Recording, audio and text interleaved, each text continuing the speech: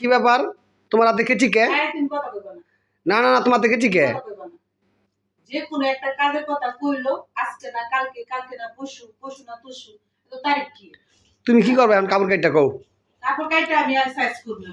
Size করবা? তোমার তো সাইজ করব। তোমার কি কাপড়টা কামড়াইতেছে নাকি?